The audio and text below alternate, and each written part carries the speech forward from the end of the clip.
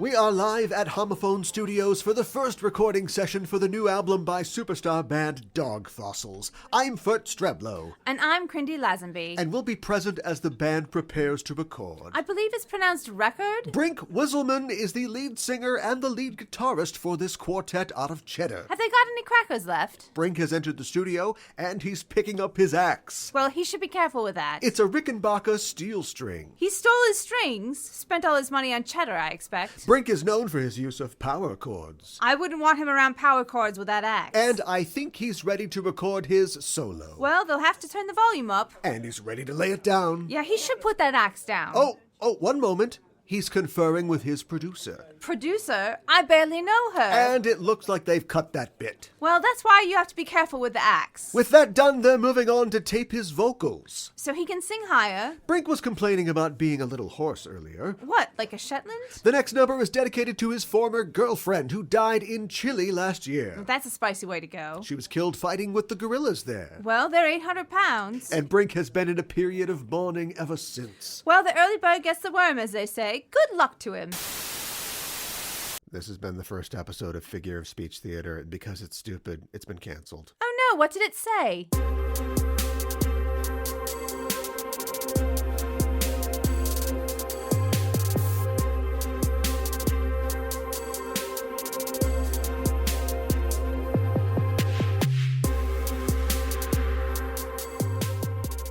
Welcome back to the Just Enough Trope podcast. I'm one of your hosts, Caliban. And I'm another one of your hosts, Mikan Hana. And we are back to examine all of the tropes in popular media, from movies to TV shows to music and literature and comic books. I got ants in my pants and I want to dance. I've got mites in my tights and I get in fights. We've got insect-related trouser problems. The doctor's like, are you sleeping outside? If James Brown is the godfather of soul, who is he godparenting soul for? He's at the christening. He's putting a little sequin cape around the baby. Sometimes the christening water feel like a cold sweat. I would be wary about having James Brown as my child's godfather. I mean, he'd have him at band practice for 16 hours a day. I guess they'd know how to say, please, please, Please let me see my family. I promise I'll hit the downbeat this time. Papa don't take no mess. A trope in art or fiction is an element or a plot device or a structure that we tend to see again and again in fiction, or music in this case. And even though we opened the show by talking about James Brown, our topic today is one of the rare musical subjects in which James Brown is not number one. Wait. There's a funkier drummer? Okay, hush. When hip-hop was born in the early 70s dance halls of New York City, MCs would take sections or samples of funk and soul records from the previous generations, particularly the very danceable drum breaks, and combine them, speed them up, slow them down to create a whole new genre of music. Many of those funk beats came from the songs of the hardest working man in show business himself, James Brown, and the drum part from his 1970 single, Funky Drummer, has been sampled in over 1,800 songs, according to the website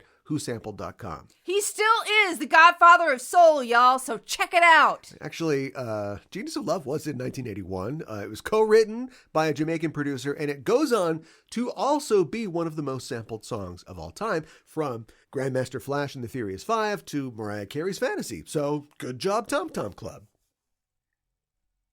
The girls can do it too, y'all. Oh my God. So overall, James Brown is the most sampled artist when you factor in his entire catalog of like 80 albums. But there's another artist, a Grammy-winning group, that recorded a song in 1969 called Amen Brother, a song that would go on to be sampled in over 6,000 other records and would end up forming the very backbone of the 80s hip-hop explosion, the hardcore and techno movements, UK electronica and hardcore, and arguably fuel the present ascendancy of hip-hop and R&B in our culture. And that group was the Winstons. The Rock of who? James Brown, yo. Okay, tell me what these three songs have in common. Ready? Okay, yep. Casualties of war.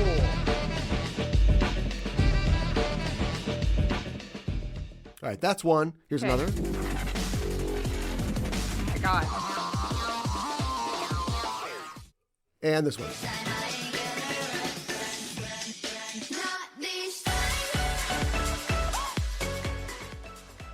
All right, what's the commonality? They have a part in this music where they just kind of like break it down. Yeah, break it down. Yeah.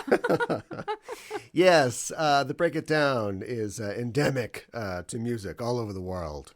Wear your masks, people.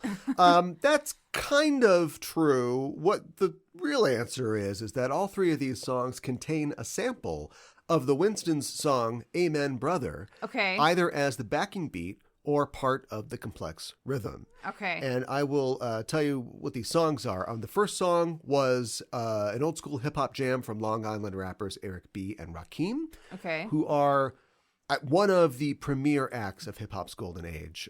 They are very closely tied into and were like mentored by the guys who were doing the DJing and the toasting in the dance halls, Okay. and then became one of the biggest groups of that time. The second song is a dubstep beat by LA-born DJ Skrillex. Heard of them. Fun fact, you've heard of Skrillex? Yeah.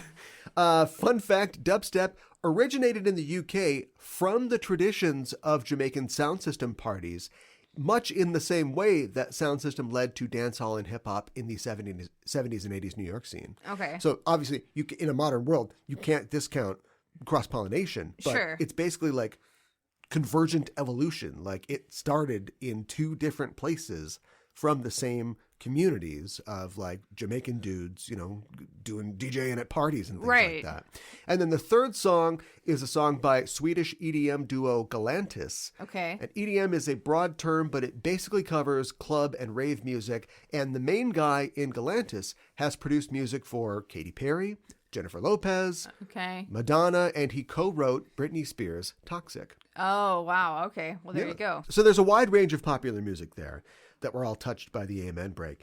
And I think it's funny, too, that those three songs represent, in my view, like the full evolution and assimilation of R&B into popular music culture. You've got original East Coast rappers less than a decade out from Jamaican immigrants, toasting in dance halls, Sure. to white LA kid putting a techno spin on black rhythms coming from both sides of the Atlantic in this case, to Euro club kids dancing to music made by Swedes, the whitest people on earth. What it is, my soul brother. Oh, my God. So congratulations, you made it all the way through the machine. Yes. You were chewed up and spit out. Let's take a closer look at the Amen break before I tell the story of the Winstons. And the 1969 song Amen Brother was actually a B-side to their Grammy-winning hit song Color Him Father. Okay. Which is a good song, but nobody really remembers that song. And we're doing a show about the Amen break, so we're going to talk about that. Yes. Amen Brother was essentially a cover of the traditional gospel song Amen, which had been floating around at least since the 1940s and was probably just, a standard. Who wrote it, we don't know, but Right. sung in churches. But it had been featured in the 1963 Sidney Poitier film Lilies of the Field. Interesting. And Curtis Mayfield... You know Curtis Mayfield. I do know Curtis Mayfield. Then with his band, The Impressions, saw the film at that time. And he's like, oh, I like this song. So he had the band cut their own version of it in 1964. Okay. Now that song went to number 7 on the Billboard Hot 100. And I'll talk about the connections between Curtis Mayfield and the Winstons in a bit. But the Winstons cut their own instrumental version of the track in 1969. And that version sounds like this.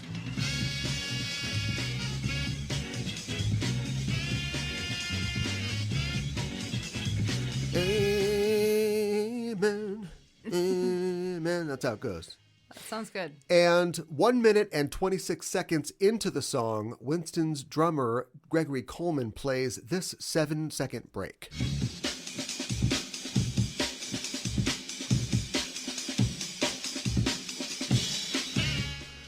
And history Wow. was born. Yeah. No, they didn't know it, and the single didn't chart. But that snippet of rhythm would go on to give shape to the genre of hip-hop as we know it, primarily due to its inclusion on the 1986 release of Ultimate Breaks and Beats, Volume 1. Wow. An eventual 25-volume compilation of albums of funk and soul tracks that featured clean drum breaks that were sample-ready for aspiring DJs. Interesting.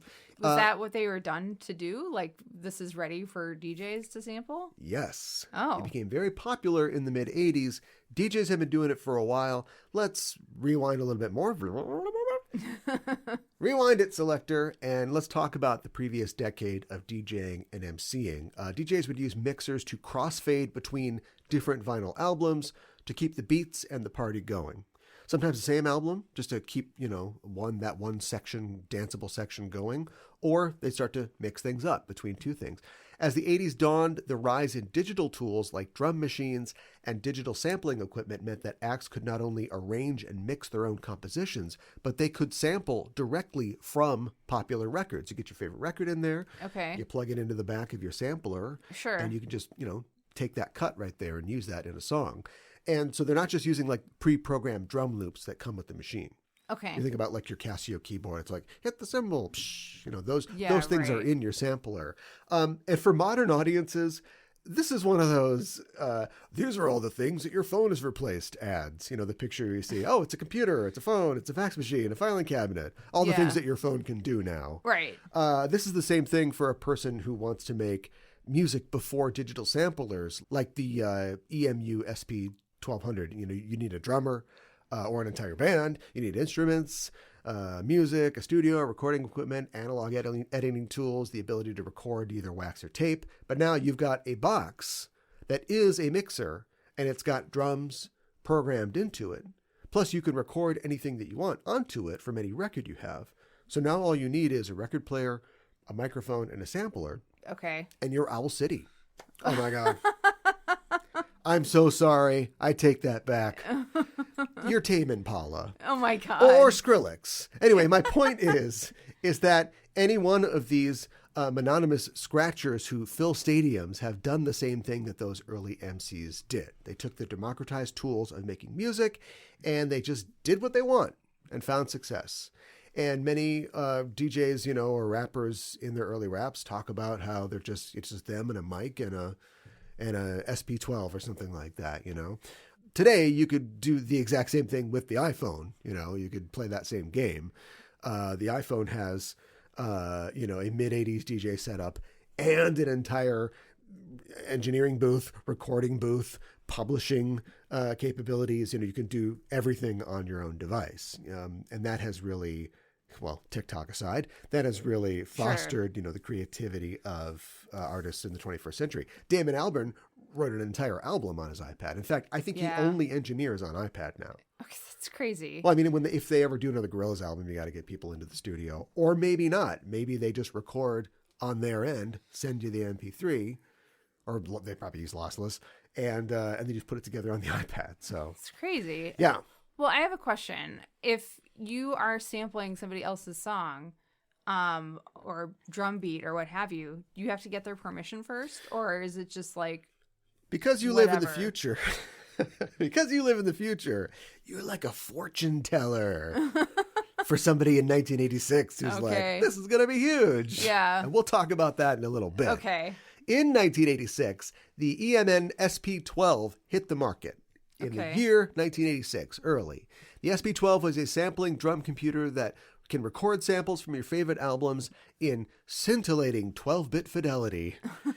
And it was the first drum and sampler combo that was widely available to the public. And it was also, I say affordable, it was like $2,000 in like 1986 money. But if you've been saving up and you get your group together, maybe you can get one of these things. Okay. And with a tool like the SP12, you can speed up or slow down the Amen break like so. So here's an example of the original break.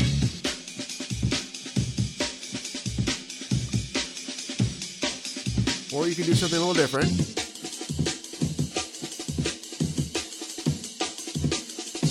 Or something a little slower.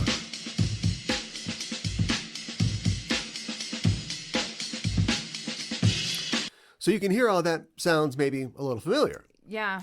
And to DJs in the mid-'80s, you're looking for beats to sample, this became not only a solid beat, but one that began to appear in high-charting hits. Here's an example from classic hip-hop of the time, and by that I mean in 1986. Yeah. Here's a track from 1986.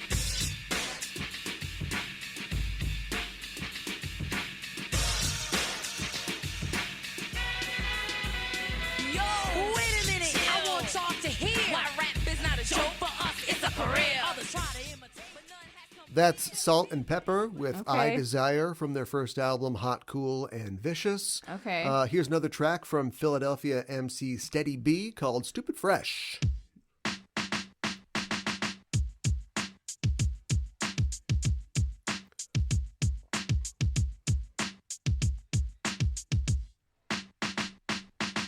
Yes, steady B, and I'm stupid fresh. And when I say a rock a party, won't get nothing left. That's that Philadelphia sound. Yeah. Parents just don't understand. And here is Bust That Groove from Stets Sonic, also from 1986.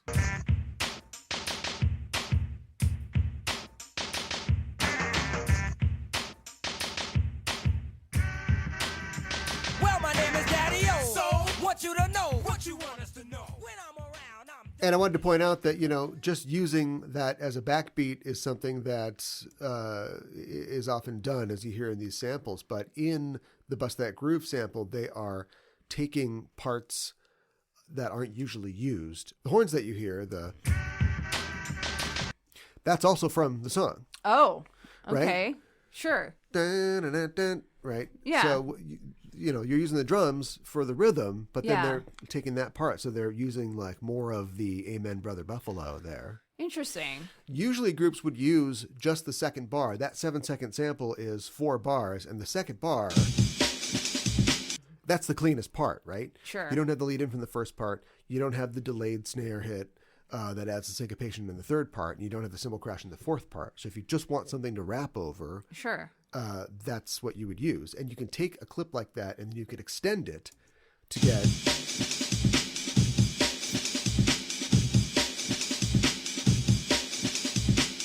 That's your backing beat right there. Yeah. And then you can do something like you slow it down a little bit. You could drop the tone a little bit and get... It was all the dream. I used to read Word Up magazine. Salt and Pepper, Heavy D up in the limousine. That kind of thing. Yeah. Wow. I mean, it's just interesting, like how similar and yet how different it sounds when you slow it up or you speed it down. Yeah. And you take little pieces of it here and there. It's all about it. A lot of those, like, we'll talk about techno and dance music later, but a lot of those are samples that are just like really, really, really sped up. Sure. So that like da-da-da-da-da staccato thing would just be like a normal rhythm at the normal, tempo that it's supposed to be. Right. And something that was popular, well, a while ago now, but it still gets done now and again, that producers like Kanye West made popular was taking the soul sample and just slowing it way down. Sure. So the aforementioned Curtis Mayfield, his the makings of you, was the background for I can't remember what the name of the track is, but off of Watch the Throne, and he made his bag basically like slowing down soul samples or speeding Sure. them up sometimes and getting the exact same effect. It's very interesting. Yeah. This kind of East Coast sound is usually called boom bap rap, I think for Okay. obvious reasons. And I wanted to point out that these are hip hop songs. They're theoretically danceable, but they're really meant to showcase the rapping. Yeah. Well, I'm Heavy D and I'm here to say. Yeah, that right. kind of thing. But the Amen break was also being incorporated into dance tracks and early club hits that would presage genres like breakcore and breakbeat, drum and bass. Here is a 1988 clip from a New York outfit Mantronics called King of the Beats.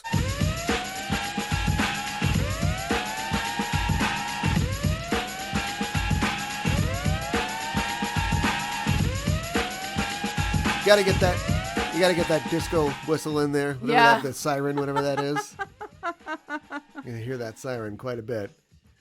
Why do you want to play sirens? Nowadays, when you listen to a podcast and there's a siren, they have to say, this is not a real siren. You're not being pulled over. Don't worry about it. Fun fact, Curtis Mantronics, not his real name, the DJ of the group was inspired by the proto-electro work of Japanese producer Ryuichi Sakamoto of Yellow Magic Orchestra, Oh, interesting. who we talked about on Shore Leave.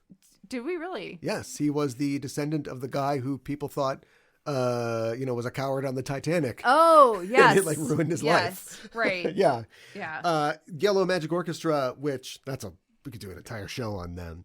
But they were very early on inspired by these kinds of, they have a song called Fields of Lagos or something like that. And so Okay. they were into like the Jamaican and dancehall sound way early. Interesting. Yeah. The Amen break continued to proliferate in hip hop and R&B in the late 80s and early 90s. It showed up in tracks like Keep It Going Now by Rob Bass and DJ Easy Rock. Keep it going now.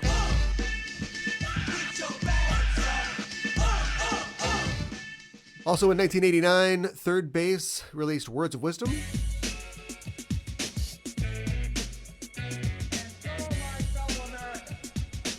And with a special guest verse by JFK. Oh my gosh.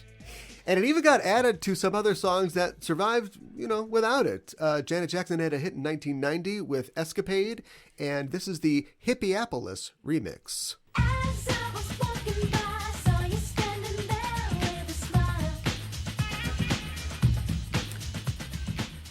I believe it's called Hippieapolis because she, of course, recorded it in Minneapolis with Did she really? Jimmy Jam and Terry Lewis. Yeah. Oh, nice. And it even made it up to Canada for the 1992 number one hit, Informer by Toronto rapper Snow. Farmer, you know, say that I'm a snowman, I go blam. I like keep on bum down. Take the man that say that I'm a snowman, stop somewhere down the lane. I like keep on bum down. What it is, Soul Brother. I feel like I've heard that before. I feel like I've heard that before. You know that scene in The Last Crusade where the guy goes, "Ah," and he explodes into dust? Yeah. That's me right now. I'm sorry. I'm glad that you heard that before. Now you can forget all about it. Okay. That's why it exists in your brain for God. this show.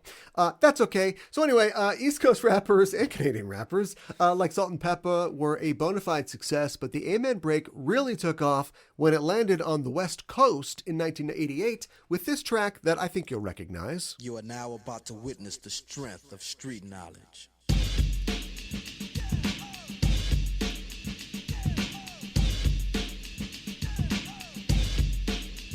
Straight out of Compton, crazy motherfucker named Ice Cube. From the gang called niggas with attitude. We're just sitting here in the Sure. studio bouncing our heads. I Just listening. know. We can't listen to the whole song, though. This is the album that sold 1 million copies in a year and almost overnight turned hip-hop into gangster rap. So hide your tipper gores, everybody. Oh, no. The Amen break would continue to inspire rappers in America, but I want to jet over to the UK for a bit, where dance music is beginning to explode, inspired, as I mentioned before, by the country's own population of Jamaican immigrants and MCs. The dancehall rhythms of UK clubs evolved into the nascent hardcore, rave, and jungle genres. Here's Carl Cox with the 1990s hit, Let the Bass Kick. Let's do it. Let's do it. Let's do it.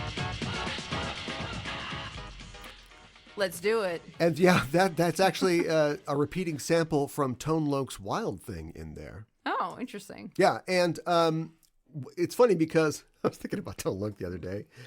I don't know why. But Wild Thing itself samples Janie's Cryin' by Van Halen. Really? Oh, you can play them like right next to each other, yeah. Huh. And the video itself references Robert Palmer's Addicted to Love. Really? Yeah, there's a bunch of like black women instead of white women, playing guitars Oh, my gosh. langoriously, So yeah, they're not, they're inspired by soul, but they're not above being, walk this way, right? Yeah, right. Yeah. Take a listen to this. It's a 1991 track by Lenny De Ice called We Are IE. Let me hit you straight. Let me hit you straight. Let me hit you straight. And notice that this sample actually incorporates the third bar with the delayed snare hit for that Okay. little offbeat synchronization there. Sure. UK proto-jungle group Body Snatch released Euphony Just For You London in 1992 and used a sped-up Amen break to keep geezas on the dance floor.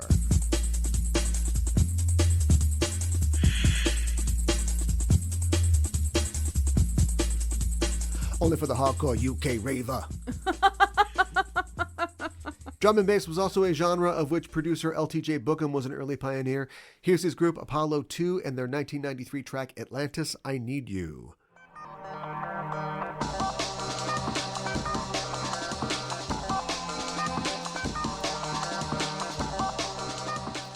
And drum and bass led to genres like breakbeat and hardcore.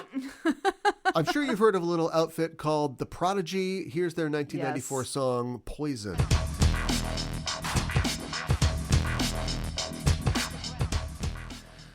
Techno was the natural evolution of the hardcore sound, and groups like Orbital kept the beat rolling with tracks like Satan.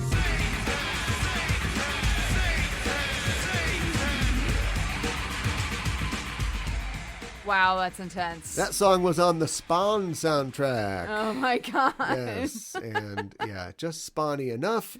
Brainwave was another genre born out of hardcore where samples like the Amen break would be really chopped and screwed to the, within an inch of their life to get a unique rhythm. Here's Square Pusher with their 1997 track, Vic Acid.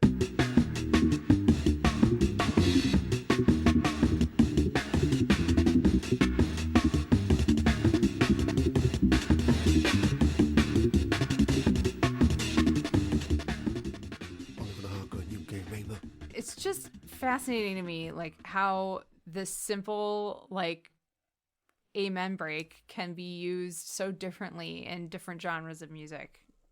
It just kind of blows your mind. Have the Wiggles take a shot at it.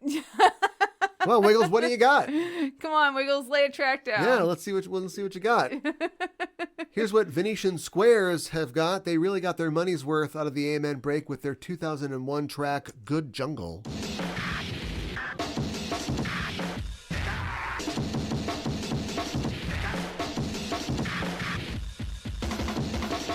Mega hardcore! And what the hell? Tell me if you recognize this.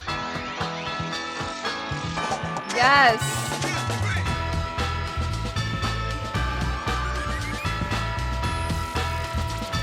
Yep. The Amen break has been there since 1999 on Fox TV, right in front of your ears the entire time. Oh my gosh. Yeah, that's a theme song for Oh my God. why can't I remember the name of the show? I should have said, here's the theme song from Futurama. Yeah, thank you. Wow. It just like went right out of my head. Huge fan. I love Futurama. Yeah, I Couldn't love think that of it. show with the guy and the ship. And the thing. And the Amen break. And the Amen break. Right. Yeah. TV themes aren't the only place that it shows up. Toshio Masuda used it in the track Bad Situation from the anime Naruto. Oh my god.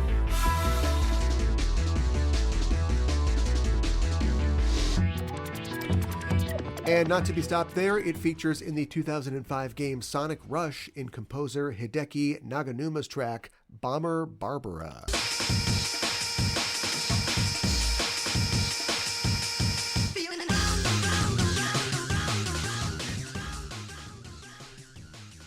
So, yeah, all around the world with the Amen break. Yeah. Let's take a little break and we'll talk about the origins of the song and about the Winstons as a group. The Winstons were a band formed in Washington, D.C., and they were comprised of Gregory C.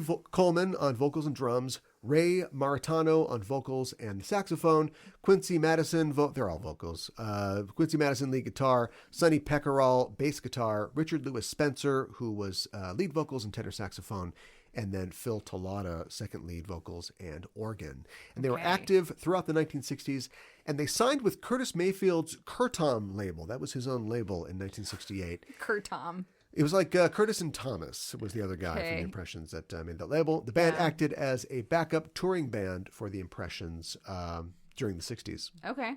At different times. I'm not sure all six of these guys did it, but they were very close to the Impressions. And the really ironic thing here is that Amen Brother, the Winstons' claim to R&B history, is itself a cover or a reworking of sorts of an Impressions song from 1967 called We're a Winner. Now check this out. Here's the start of Amen Brother.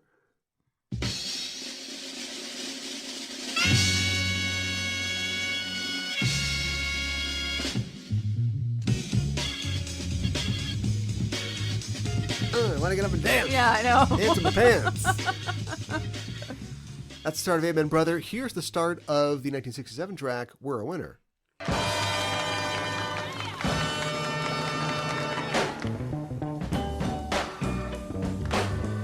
It's very similar. You want to talk about speeding up and slowing down? Yeah, So wait, different instruments too. is Curtis Mayfield the father of hip hop?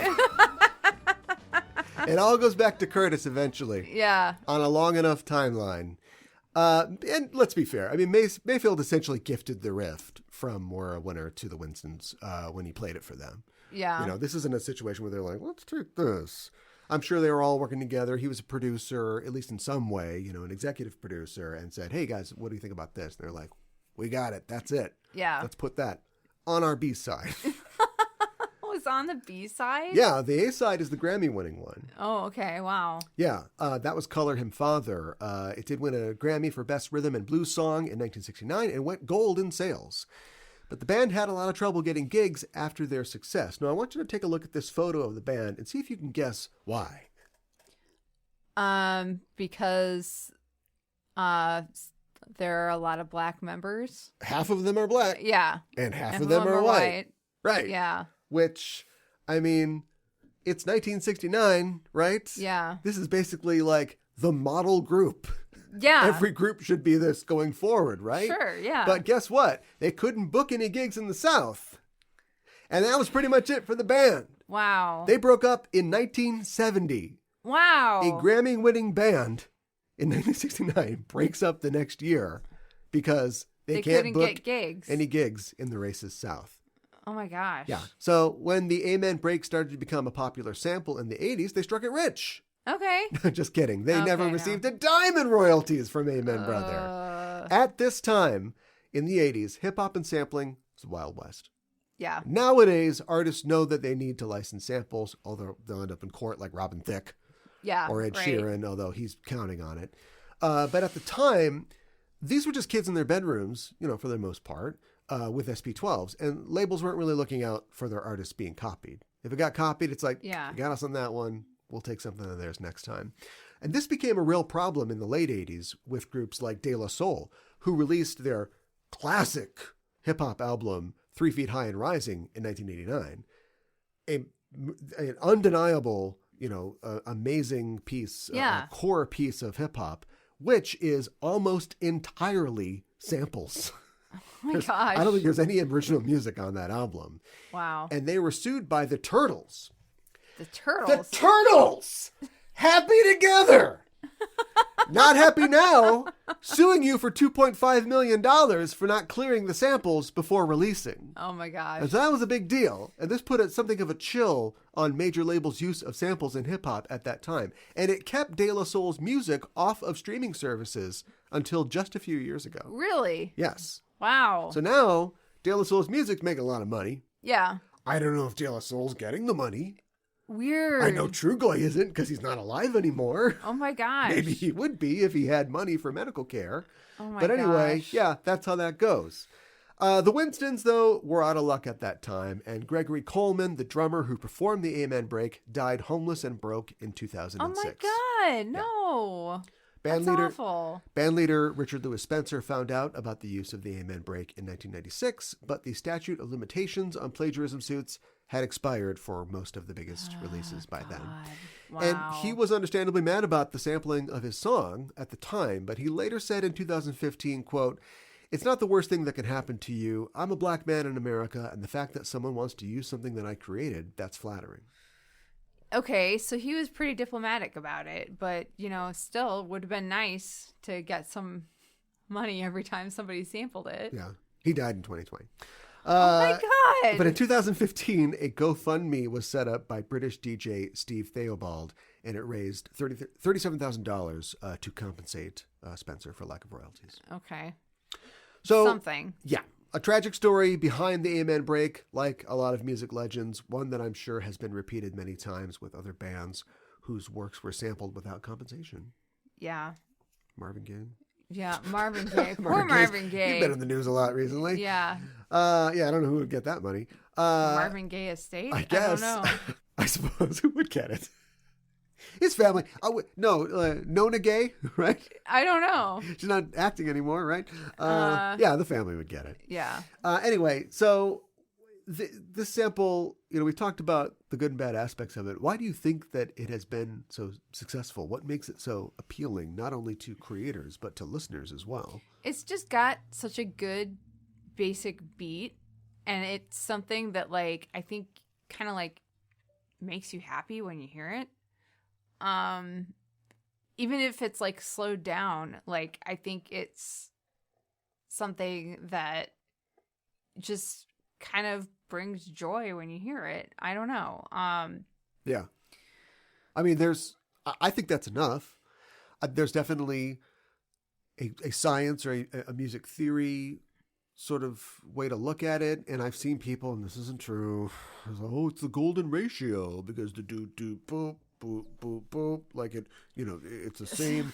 No, that's not a thing. Well, it's repeatable but too, that's the creator side, right? Yeah. Like it's repeatable, it's modular. Yes. And can be used in a lot of different ways. But you're right. Like there is something about it. I don't know.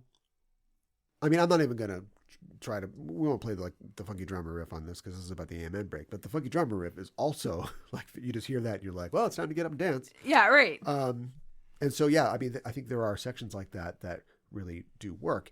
I think it's sort of like a chicken and egg situation, because now in 2023, you look back and all of popular music is based on it, basically. Yeah. With a few exceptions. But so, who started it, who came first. But the real utility of it was being on that album. Somebody's got that album. It's probably a collector's item, right? Right. Listen to the other, cuts on it, like what else was on there. But there's something Right. about this one that was just like, this is good to dance to. And also, my name is Jake, and I'm here to say, I am a rapper, and I want to rap over this as well. Right. And so I'm going to use both of these things and put them together with the with the disco whistle or the siren. Yeah, and then also, I'm going to go out there and make people dance, and I'm going to rap. There might have been another beat that could have filled that, and there were a couple. But yeah, for some reason, this one is just like, oh man, this is like the core beat. And also made its way into anime and video games. So yeah, I mean, that's incredible. Yeah, and at this point, people are just doing it on purpose sometimes. Yeah. It's like the Wilhelm scream, only not like that, because like somebody to chop and screw the Wilhelm scream. Yeah, right. Oh no, that's the Howie scream. Oh, that's the Howie scream? Yeah, the Wilhelm scream is Wah! Yeah, you're right. But the Howie scream is the okay. Well, just because the glory days of boom bap rap are over doesn't mean that the Amen break can take a break. I was in trouble like 3 words into that. It can still be found in music through a number of genres. Here it is in rapper The Game's 2006 self-consciously nostalgic track, Compton.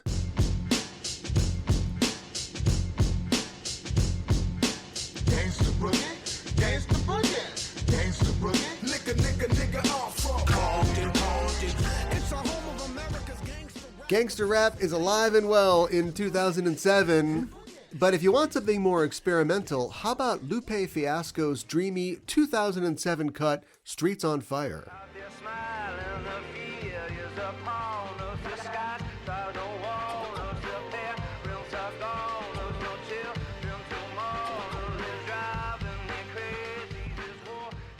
And here it is in British songstress L.A. Roux's 2009 hit, In for the Kill, although this is more of a recreation of the original rhythm of the Amen break without, I think, using the actual sample. I'm doing it. I'm doing it. I'm hoping you. That's something that you see a lot with the older samples, because let's face it, it's a fidelity issue. Sure. The original sample of Amen Brother was only 12 bits. That's what the 12 was. Yeah. Right? In the SP12. Whereas modern baseline audio quality is like 24-bit depth. Oh, wow. Which is like 3 levels higher. So the Sure. old samples sound, old. Yeah. No, that makes sense. But that might be what you want. And I feel like when the Amen break is used these days, it's usually in a nostalgic or referential, self-conscious way. Mm-hmm. Like for the 2010 track by C14 titled, If You Don't Know What to Do, Just Steal the Amen Break.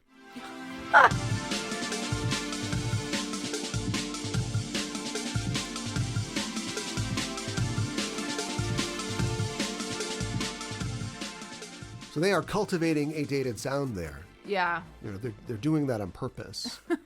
They're being nostalgic. They're trying to evoke an earlier era of music. So is producer Big Crit with his 2012 track Red Eye.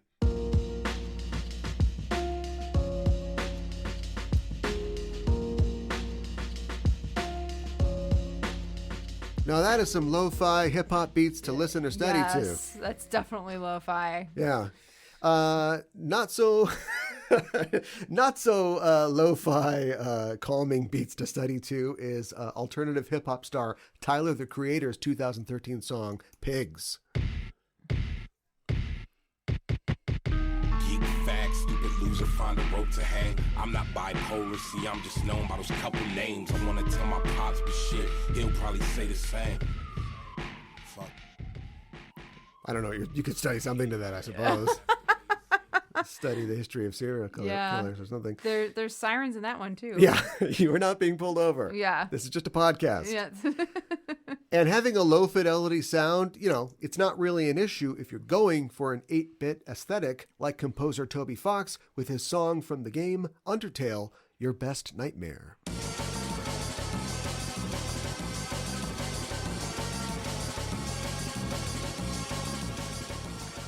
It's like high-key beats to have a full-on panic attack to. Yeah, I feel like that's sampling a couple of different things, like that do. That sounds familiar too. Yeah. Yeah. Oh man, that is intense. So, I mean, you know, I've played a lot of samples here. This ain't never going to make it on YouTube. But we're trying to educate. We're trying to talk about it. So the idea of like musical motifs, referencing things coming back, that's nothing new. No, Are you familiar with Pachelbel's canon in D? I don't think so. Really? Yeah, Are you not by familiar- name, anyways. Are you familiar with the Taco Bell canon? Taco Bell canon? Yes, Meximelts are no longer canon. But they did bring Mexican pizza back. The canon. Here, I'll play it right now. Okay. Oh, this sounds familiar. Yeah. Yeah. It's incredibly familiar. Yeah. Everybody knows this. Yes. And you. And me. In your own Just way. Didn't know it by name. Right. And so that is the basis of thousands of songs. Yeah. That that progression Yeah. like that. Just off the top of my head, Aerosmith's Crying. Okay. I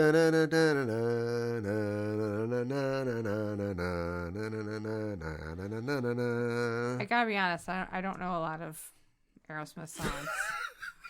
I can't wait till next week when we're talking about Magical Girl anime or something like that. But just try to keep up. Okay, all right.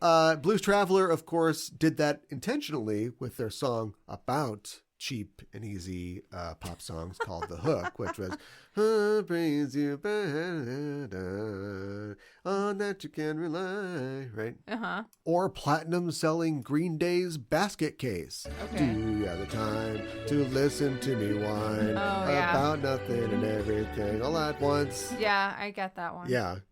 Even songs like Bob Marley's No Woman No Cry, The Beatles, Let It Be. I love Let It Be. Let It Be. Yeah, okay. So, like, that's an example of, I don't know, are they stealing something? Or is it an homage? Is Procol Harum stealing from Bach when they do A Whiter Shade of Pale? Is Eric Carmen stealing from Rachmaninoff? Yes, Eric Carmen stole everything from Rachmaninoff. Absolutely did. Or like when Walter Murphy is making a fifth of Beethoven, you know, his disco version of Beethoven's Fifth Symphony. Is that homage? Is that stealing? Is it sampling? I mean, it's definitely sampling, but if Sample would be actually taking a recording from the original. Yeah, you're right. Which is you can't not do possible. It. Yeah. But I mean, is that that's a well-tempered clavier. But if it's like 1/5 of what you're doing, I mean, I feel like you should, I don't know, pay for it. It just seems like if it's that a big a part of your work, I feel like. Well, from the commercial side, absolutely. But people have always been inspired by other artists. Mm-hmm. And if they are so inspired as to make something that is absolutely referential, if not literally borrowing, or transposing parts into their own work, I mean, I feel like that happens all the time. I feel like it does too. It's just money that gets in the way. Yeah. Because then suddenly it's like, all right, well, right there. Put it Pay right out. there. Yeah. Yeah. I was never. Are you musical? Yeah. I don't know. I don't know. Maybe. You don't know Aerosmith. I don't know Aerosmith. No. I had my roommate in college. They were her favorite band, but I don't know them very well. But I mean, I can be musical, sure. But Sure, how much does it pay? I'm not asking you if you want to be. I'm just saying, have you in the past done music? oh yes, I used to. What do Sorry, you think I was asking? I don't know. I used to play the flute, and All right, well, there you go. and I was in choir. Why are we arguing about this? Okay, all right. What's going on here? I was in choir quite a bit. So How about you? Yes. The answer is yes. That's it. How many instruments did you used to play? 7. 7? So look, That's a lot. I've talked about this on other shows before. Machine hand, better than the rest. Green to rest. So not every song that just has like a slow 1-2 beat like that is necessarily Taco Bell canon, but sure. But whatever. I talked about this on other shows where it's like I didn't understand how fun it is to be an artist and how you have to work at it. Yeah. I was in band for years and years and years, and like I said, played a bunch of different instruments, and I did it because my mom drove me there and then picked me up when I was done. Yeah, sure. And I never really thought about it as something to do. And so I got to college and thought, well, maybe I'll try this. And I was in band for a semester, and it was fine. But like, I also took lessons from one of the music teachers, and he was a real asshole. I don't know how to say it diplomatically either. Well, let's all vote on what I'm going to say. And I wasn't great, but he felt like I wasn't at the level that you should be at. Yeah. Somebody who was coming from an arts high school and would, try to be in the arts department as a music major. I wasn't a music major, but he felt like I didn't measure up, and he was really honest about that. And then I was like, oh, that's it. I don't do that anymore. Wow. Well, I got into theater. Yeah, I know, but and eventually it makes me I mad learned when teachers are like that. In theater, well, I also was in choir for a semester, and that was terrible. bunch of fucking chuckleheads in that choir. I was in choir early on in college, and that didn't go those too guys well. sucked. Like I was like, I'm way better than these guys. So, but the choir director was really awful. He would like. I wouldn't know. We had a guest choir director. She was a visiting scholar from China, and she was a bitch on wheels. Okay. And I say that affectionately, but it was not for the taste of a lot of people who came in there because they'd sung in their church choir and they were expecting to just, learn piano on a music major and then just marry a pastor and then life's all planned out for you. So they were not looking to get worked by this lady the way that she worked everybody. Well, and our choir director, he expected a lot, but he would be emotionally almost abusive towards us. Almost? Because he was like... That was banned in high school for me. He was like, you guys, you're really letting me down. And he would almost be in tears. As a favor to me. Yes, exactly. Like in high school. You're going to make me look bad. My band director and my choir director were both emotionally abusive, but in different ways. They changed it up. Oh, great. They both had their own approaches, to breaking us down. But yeah, so I just quit, and then I was doing acting, which I had done since I was a child as well. And then it was in college where I learned, you have to work at this. And this is an art that you need to perfect. And so, we know how that turned out. But anyway, I kept I learned guitar. I, practiced guitar. Sure. And kept somewhat musical. But yeah, looking back now, it's like, man, I wish that guy hadn't been a dick to me. I might have... Yeah. Had my music stolen by an R&B rapper. Living the dream. That's what you want. That is what you want. That's what you're going for. Yeah. So if Thanos snapped his fingers today and all music was gone, Oh my God. but all instruments remain, Okay. what do we come up with? What's it sound like? Oh, that's a really good question. You can't, just thinking intellectually, Yeah. you can't divorce the musical tradition from the cultures that brought it Right. and their circumstances. And instead of having to deal with all that, Yeah. I'm just going to snap my fingers. And now you are facing a Schmidt's music full of instruments. What do we come up with in 10 years, let's say? Well, people are going to make sounds with them because that's what you do. Bing bong, bing bong, bing bong. Yeah, right. That's what I'm imagining is just like bing bong, bing bong, bing bong. And it's not going to be. And then 10 years super in one great. day, do, do, do, do, do, do, do, Stairway to Heaven. We've got it. I don't know. I mean, was what do thinking you about, think? well, I was thinking about, Taco Bell Canon, and I was Is thinking, it really called Taco Bell Cannon? No, it's Taco Bell's Okay, Canon. because I'm like just imagining the T-shirt gun from like Yes. Major League Baseball and like Or the Taco cruder Bell version cannons. is, the Canon is, Oh. the day after. I see.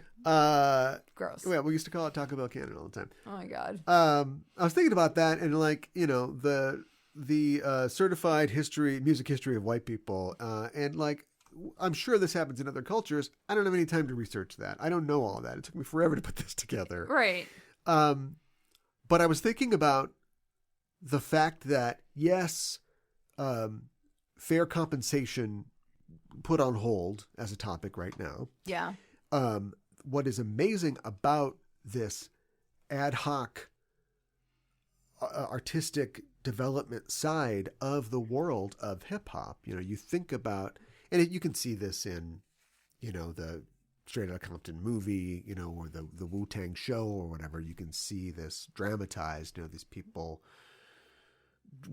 being in a situation, whatever their situation is, a lot of these guys went to arts high schools, but also Sure. there's people that don't have a great situation. And so that is driving them, and they find themselves with talent, and they find friends, and they find a way to just make something entirely new that nobody else is doing based on the soul records that their parents listened to, when they were growing up. Right. And forming this brand new thing and then seeing, oh, this guy does this. The story about how like Sugar Hill Gang is like a, totally fake group that was put together by a producer. No, I didn't know that. Yeah. One of the guys in the Furious Five came up with the hip hop, hibbity hip to hip hop. Oh, okay. Sure. That's like his thing. Okay. But then other people heard that at shows, and then somebody's like, all right, now sing this. Sing hip hop, hibbity hip hop. Okay. And then you've got Sugar Hill Gang, Oh my gosh. with Rapper's Delight. Okay. So that's an example of bad stealing. But they were not really stealing. They were like sharing, and they were like borrowing, and they were collaborating, and they were doing all these things to the point where you still have a R&B industry where now you pay for the samples, but it's understood, Dua Lipa, who shouldn't have any skin in this game at all, Right. but like, can rap with DaBaby, and they'll do a song that draws from, a Biggie track from Sure. the early 90s or something like that. And it's just like understood, like that's just natural. That's just what you do. Yeah, sure. And it's not looked at as like, what are you doing? If, I don't even know any bands today. If Imagine Dragons takes a riff from, or like Greta Van Fleet, Sure. right? Sure. They're just doing Led Zeppelin. Yeah. Now, I'm sure at their live concerts, they do, I'm sure they've got a blistering Stairway to Heaven cover. Sure. They don't do that on their albums. No. On their albums, they just sound like Led Zeppelin. crappy Led Zeppelin albums that they threw Yeah. away after Coda, that nobody found. And they are trafficking fully on that. And the bubble has burst already. People are done with Greta Van Fleet. They're done with them Sure. because they're just tired of it. But they would never, if you ask them in an interview, they're like, oh, we've got a lot of influences. They would never just say, yeah, we're a Led Zeppelin cover band and that's our entire thing. And so we hope you No. like us. Yeah. But in hip hop, you can do that. You can go, yes, my sample is built on this like Eazy-E thing from a long time ago because I love them and they're great. Right. And then when I win my Grammy Award, Ice Cube and friggin' Ice-T are going to come out and probably sing the rap with me, you know, or we're all going to do Straight Outta Compton together. Right. It's this like collaborative thing. It's like I was saying before on some earlier show, we were talking about anime, where anime is the same thing. For some reason in the West and in music, we want to be super original, even though we're, you know, probably doing covers. In the old days, everybody's hit song was a cover that somebody else wrote. Sure. That's just the way it was. Yeah, right. But at some point it became this like idea of the auteur and being like, I'm going to make this and this is our music and this is our sound. Right. I am the music person. Yeah. I am the one writing the songs. You know, Madonna like is known as like this vanguard of creativity, and she wrote or co-wrote, you know, most of her songs, but her entire thing came from the Cuban beats, you know, that she was dancing to on the street. Like that's her whole thing, you know, Isla Bonita, like that's where it's all coming from. Right. So she's not original in that way. And yet I wouldn't tell her, get out of here, you're not original. I think that you're doing something great, that you're building on something that somebody else did. Mm-hmm. And so I think it's amazing that anime has that, as I think I discovered on a previous show. But also I think hip hop does that as well. Yeah. And that's why I think that it works, and why you can see something like the Amen Break continue to show up even after it has inspired, you know, superstars to do what they do. You see somebody else use it and you don't think like, well, you're copying them. You think like, oh, you're building on the same foundation that they did. Right. And I think I don't know. I think it's like you said, it's collaborative. And that it makes it more like feels like more positive environment, almost like to be collaborative in that way, and not to just be like, no, this is my music and only I do it and you can't help it all. Yeah, it's about the culture. Yeah. Which I don't know if that's, I can't speak for, you know, hardcore UK ravers. I don't know if it's unique to the mostly, you know, black and indigenous culture of hip hop, you know, the idea of it being a collaborative thing. Mm-hmm. I feel like if Rat and Motley Crue had to share the same tour bus back in 1985, that would not have gone over very well. I don't think it would have. So I think that's one of the really, you know, impressive and kind of heartening things about hip hop and about, you know, that part of the industry. Mm-hmm. Yeah, despite the fact that, you know, we're rapping about, you know, killing these cops or whatever. Yeah, but right. I mean, everybody understands that that's theater anyway, except for Tipper Gore. Tipper Gore, take another hit. In this take episode. Another one. That's fine. All right, that's fine. Yeah. And Parental advisory. This truth's going to be inconvenient. Yes. Wow. Well, I'll have to say my dad, one of the coolest things he ever did is he would buy the original version of albums for me as gifts and not the parental advisory. So hats off to you, Dad. Let's co-write it, because I can't get away with it.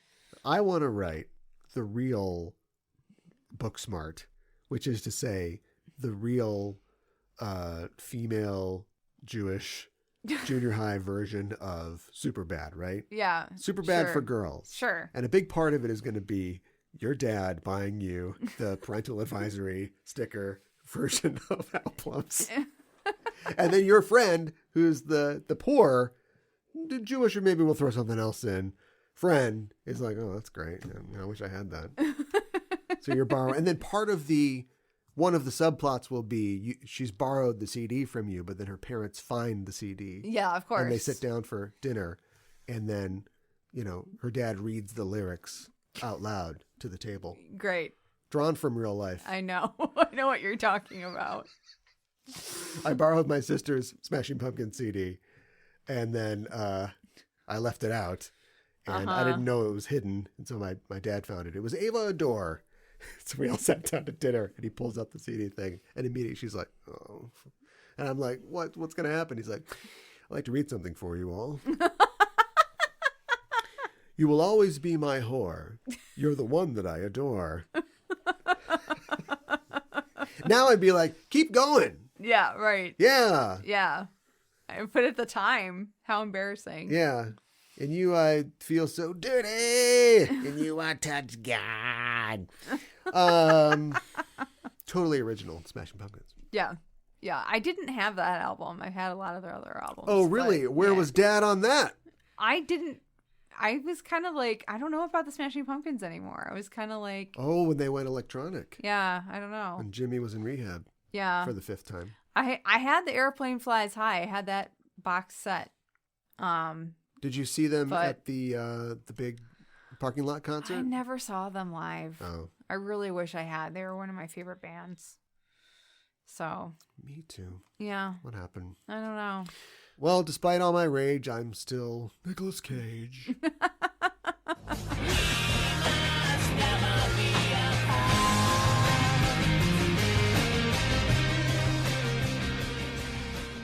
Let's talk about what we're talking about on the next episode of Just Enough Trope. On the next episode of Jet, we'll be talking about henshin heroes in Japanese and other media. Ooh, Yes. This is your bad for radio. My hands are going out. Yes. Don't you tell me to stop. That's right. I'm Henshin in the superhero Japanese fighter. subway. Yeah. Yeah. Yes. So we'll be looking at I know Kamen Rider will be one of the things we'll be looking at because I think it was like the first henshin. Extends beyond Kamen It Rider. does extend obviously beyond. I don't know. We're going to Kamen find Rider. out next Yeah. time. Yes, we'll find out next time. I just think of that. Yes. A character is one thing and then transforms into something else. Exactly. That has powers. And that extends to, I guess, the magical girl genre, right? Definitely. And anime as well. Yes. Is there any American other than the literal Transformers? But the Transformers, he's a car and then he's a car with arms and legs that can talk. They're robots. Yeah. Do they are robots robots. count? I don't know. That's a good question. We'll have to tune in next time to find out. What about like Marvel superheroes? What's a transforming superhero? Captain Marvel, Shazam. Yeah. I mean, a lot of them they're not. Shazam yells a word Yes. and Shazam then becomes is- someone else. Yeah. Shazam for sure. And that was the 1950s. Yeah. So That was a while ago. Yeah. look out for that one. Yeah. Okay. Well, I'm looking forward to that. That's it for this week. We'll be back in the future with another episode. In the meantime, if you want more talk about pop culture and tropes, join us on our Discord. We've got a link to that in the show notes. It's free, doesn't cost anything. You can sign up, join us for chatting. It's a gateway to a cornucopia of conversations about your favorite pop culture topics and bring your takes on music as well. We've got social media accounts as well on Facebook, Twitter, and Instagram. Just go to Just Enough Trope and follow us and say hello. And if you really, really like what you hear, why not consider becoming a patron of the show? You can go to patreon.com/Just Enough Trope and become a patron producer today. Each month we hold a patron producer poll where our patrons get to decide what we're going to talk about on our special producer shows. And you're also helping each and every episode of Just Enough Trope to make it to release. And I just want to say quick, this episode will never, ever see the light of day on YouTube. It will be immediately nuked. We won't make any money off of it. That money will go to RCA and all the very deserving people who composed, or at least the people who own the music that we played on this show. So, we don't get any money out of this this time around. But if you want to help support us and help us with our incoming suit from YouTube, you can do that by going to patreon.com/Just Enough Trope. We can't do it without you. Sign up today at patreon.com/Just Enough Trope. And if you want to buy us a coffee, you can go to Ko-Fi, that's ko-fi.com /Just Enough Trope, and put something in our tip jar to say, nice job. Here's a coffee on us. Here's coffee for our lawyers. That's right. From the Just Enough Trope studios, this is Cal Formica signing off and saying, keep the geek fires burning.